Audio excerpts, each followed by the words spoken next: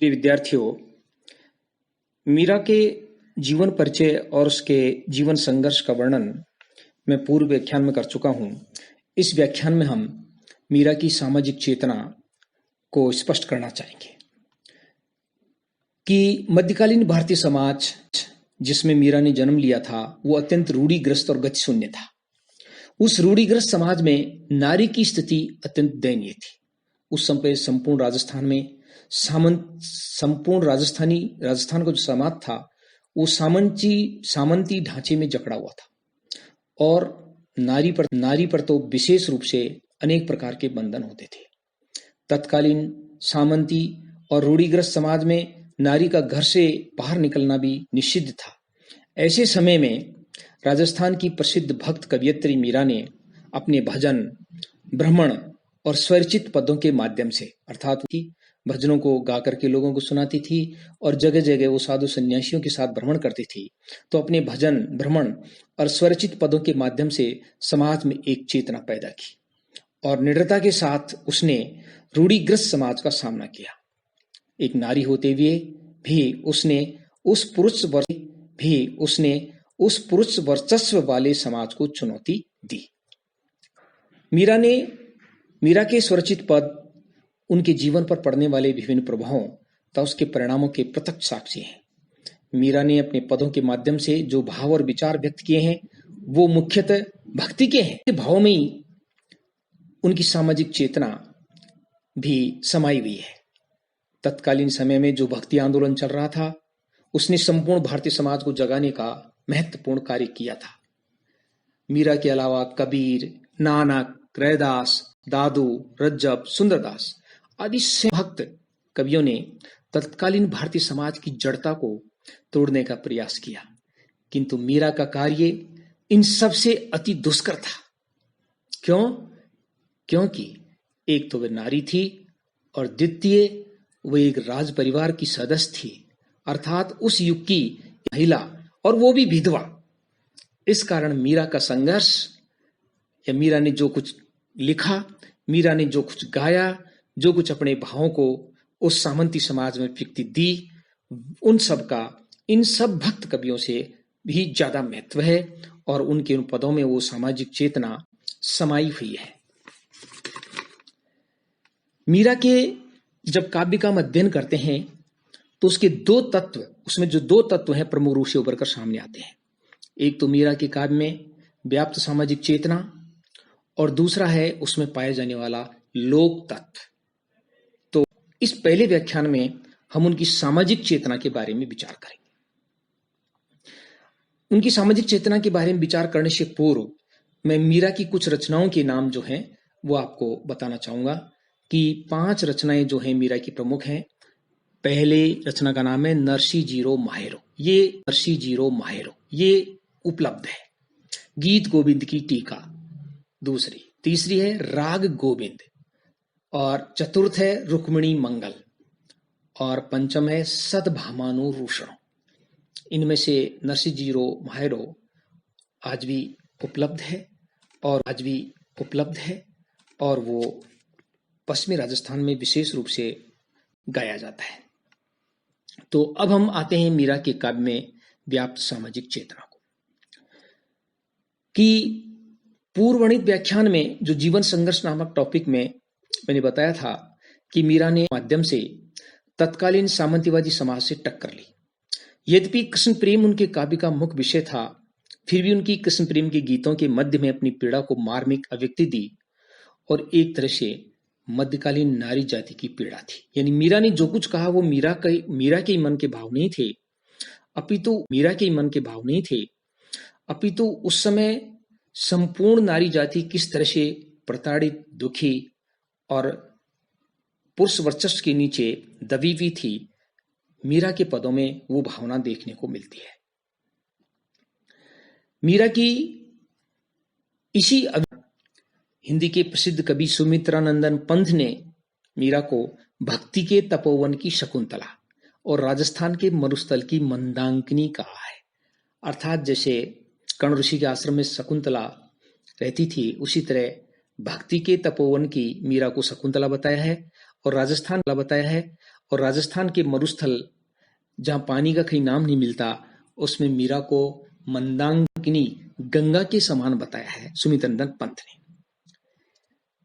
क्योंकि एक प्रतिष्ठित राजपूत परिवार, और वो भी चित्तौड़ का राज परिवार, जो अपनी मर्यादा के लिए मर मिटने के लिए पूरे जगत में, उस राज परिवार की बहू होते हुए भी मीरा ने कृष्ण प्रेम में जो कहा वह आधुनिक युग की महिला भी नहीं कह सकती। श्री कृष्ण के प्रति वो कहती है, उनका एक प्रसिद्ध पद है, उस पद की 2 पंक्तियां मैं यहां उद्धृत करना चाहूंगा। मीरा कहती है कि मेरे तो गिरधर गोपाल दूसरों कोई, जाके सिर मोर मुकुट मेरो पति सोई। कि जिसके सिर पर मोर मुकुट है वो मेरे पति हैं। उसने समाज को खुले में ये बात कही जो आज भी कोई नहीं कह सकता। तत्कालीन सामंती समाज को चुनौती देती हुई मीरा स्पष्ट रूप से कहती है कि मैंने कुल और परिवार की मर्यादा को छोड़ दिया। वो चुनौती देती है कि मैंने कुल और परिवार की मर्यादा को छोड़ दिया, कोई मेरा क्या कर लेगा। उसकी 2 बहुत ही मार्मिक पंक्ति हैं, छोटी छोटी। उसको प्रमाण के रूप में मैं आपको बताना चाहूंगा। वो कहती है, मीरा कहती है, छाड़ दई कुल की कानी का करिए कोई। छाड़ दई कुल की कानी यानी मर्यादा, कि मैंने कुल की कानी को, कुल की मर्यादा को छोड़ दिया है। का करिए कोई मेरा क्या कर लेगा। ये बहुत बड़ी चुनौती तत्कालीन पुरुष वर्चस्व वाले समाज को मीरा ने अपनी पंक्तियों के माध्यम से दी, जिसमें उसकी सामाजिक चेतना निहित है। फिर अपना आगे बढ़ते हैं कि किस तरह से उसने समाज को जगाने का, अपने समय से आगे की बात मीरा ने कही। अपने अनन्य कृष्ण प्रेम में मीरा समाज को चुनौती देती हुई कहती है, लिया है मैंने कृष्ण से प्रेम का जो सौदा किया है वो किसी से छिपकर या डरकर नहीं, अपितु खुले में किया है। कितनी स्पष्ट बात। वो साधु संतों के बीच में बैठ करके, गांव में जाकर के जो भजन गाती थी, उसमें जब मीरा बोलती थी, तो आज भी हम कल्पना कर सकते हैं कि मीरा जब इस तरह कहती थी, तो उस समय की स्त्रियों को कुछ न कुछ सोचने को मीरा के विचारों ने जरूर विवश किया होगा। जब वो ये कहती है, मीरा की पंक्तियों को मैं यहां उद्धृत करना चाहूंगा। मीरा कहती है, मायरी मैं तो लियो गोविंदो मोल, अर्थात मोल लिया है, कृष्ण को मैंने खरीदा है। कोई कहे छाने, कोई कहे छुपके, कोई कहे छाने, कोई कहे चौड़े।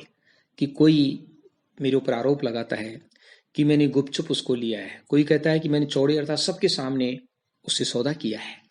लेकिन मीरा अपनी बात को, अपनी अभिव्यक्ति को, अपनी सामाजिक चेतना को स्पष्ट करती हुई कहती है कि लियोरी बजनता ढोल, कि मैंने तो ढोल बजा करके, अर्थात सबके सामने स्पष्ट करके पूरे समाज को चुनौती देते हुए मैंने सौदा किया है। मैं समाज की मर्यादाओं से घबराने वाली नहीं हूं। कितनी बड़ी बात के खिलाफ अपने गिरधर के प्रेम में, अपने कृष्ण के प्रेम में कहती है। इसमें मीरा की सामाजिक चेतना निहित है।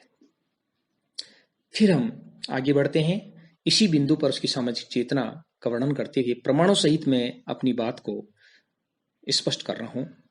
प्रिय विद्यार्थियों, तत्कालीन समाज में मीरा पर बिगड़ने का, अर्थात कुल मर्यादा को भ्रष्ट करने का बहुत आरोप लगाया और उसे बहुत यातनाएं दी गई। जैसा कि मैं जीवन संघर्ष नामक बिंदु पर पूर्व बता चुका हूं। यह भी कहा गया है कि मीरा पागल हो गई है, लेकिन मीरा ने समाज की बिल्कुल परवाह नहीं की और अपनी वाणी को स्पष्ट दिखती थी। उसके उदाहरण के रूप में मैं 2 पंक्तियां मीरा की यहां स्पष्ट करना चाहूंगा। 2 छोटी पंक्तियां हैं कि लोग कहे मेरा भई बावरी, कि लोग कहते हैं कि मेरा पागल हो गई है, और न्यात कहे कुल नाशी, और न्यात यानी समाज के लोग, जाति के लोग, राज परिवार के लोग मेरे से कहते हैं कि इसने कुल का नाश कर दिया। लेकिन वो आगे कहते कि इन्होंने यदि मेरी नेक मानी बात मानी होती तो मैं इन सबको बैकुंठ ले जाती, अर्थात मैं इनको सही रास्ते पर ले जाती। मीरा स्पष्ट रूप से कहती है कि मैं तो मेरे गिरधर के हाथ बिक गई हूं, और ये चाहे समाज मेरे बारे में कुछ भी कहे, मुझे इसकी परवाह नहीं। मीरा का एक व्यक्ति आधुनिक समाज के प्रेम जोड़ी की भावना को व्यक्ति देने जैसा लगता है। जब मीरा कहती है, मीरा की पंक्तियां, 2 छोटी पंक्तियां मैं यहां उद्धृत करना चाहूंगा कि मीरा गिरधर हाथ बिकानी लोग कहे बिगड़ी, कि मीरा तो गिरधर के हाथ बिक गई है और लोग मेरे ऊपर, समाज मेरे ऊपर बिगड़ने का आरोप लगा रहा है, जो कि झूठा है और उसकी मुझे चिंता भी नहीं है। इस बात को मीरा ने अपने पदों में सैकड़ों बार दोहराया है। इस बात से स्पष्ट है कि जैसा कि नाभादास जी ने अपने भक्तमाल में मीरा का परिचय देते हुए कहा था कि मीरा अति निडर थी, अर्थात वो किसी से डरती नहीं थी, और जो उस परवरदिगार की, उस परमात्मा की, उस ईश्वर की जो शरण ले लेता है वो किसी से नहीं डरता है। और यही मीरा ने अपनी जो भी बात कही, जो भी कुछ कहा, वो लोक भाषा में कहा, अर्थात उस समय राजस्थानी जो थी, जो जिस तरह से बोली जाती थी, उसी भाषा में सहज और सरल शब्दों के माध्यम से छोटे छोटे शब्द लगते हैं मीरा के, और ऊपर से देखने में लगता है कि बहुत इजी है, लेकिन ऐसा नहीं है। उनके अर्थ जो हैं बहुत गहरे निकलते हैं। उसके अर्थ वही समझ सकता है जो ईश्वर भक्ति में उतना ही डूबा हुआ हो जितना मीरा डूबी हुई थी। वो उनका सही और मार्मिक अर्थ जो है वो अभिव्यक्त कर सकता है। इस बात को मैं यह कहना चाहूंगा कि आचार्य रजनीश एक आधुनिक भारतीय दार्शनिक हुए हैं, और उन्होंने मीरा का एक छोटा सा पद है, जुखाई बदरिया सावन की मन भावन की, उस पर एक पुस्तक लिखी मीरा को लेकर के, जुखाई बदरिया सावन की। तो उसमें उस बात को स्पष्ट करते हैं कि ये सामान्य बादल नहीं कि बादल एक पानी की बादली झुक कर के आई, अर्थात वो उस भाव में, उस कृष्ण के प्रेम में इस तरह से डूबी हुई है कि कृष्ण जो है मानो उसके ऊपर बरस रहे हैं, उसकी दया जो है बरस रही है। इतने गहरे भाव में मीरा डूबी हुई थी। अब आज का व्याख्यान हम यही समाप्त करते हैं और इस सामाजिक चेतना के बिंदु को